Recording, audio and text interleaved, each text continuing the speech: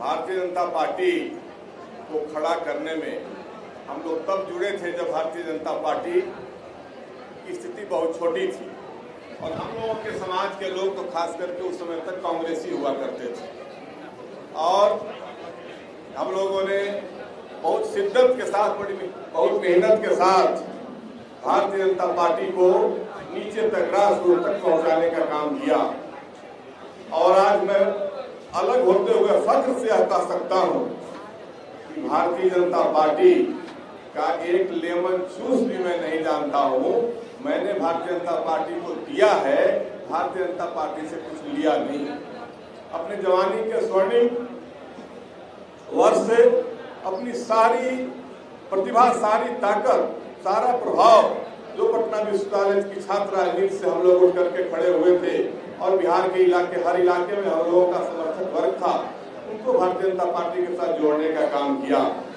लेकिन मित्रों, आज की भारतीय जनता पार्टी, मैं यह कह सकता हूं कि कार्यकर्ताओं के लिए कत्लगाह हो गई है, स्लॉटरी हाउस। शांति बना के रखिए और शांति बना के रखिए।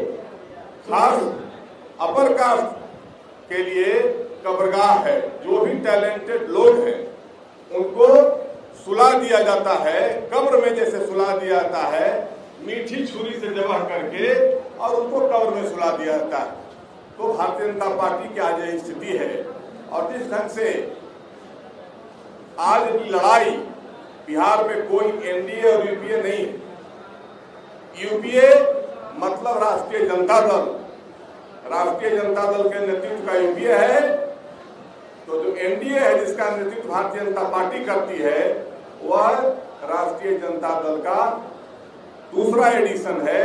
राजद 1 और राजद 2 के बीच लड़ाई है और उस लड़ाई में एकमात्र विकल्प जनसुराज ही हो सकता है, जिसका स्पॉटलेस लीडर प्रशांत किशोर जी आज पूरे बिहार और देश में चर्चा के विषय है।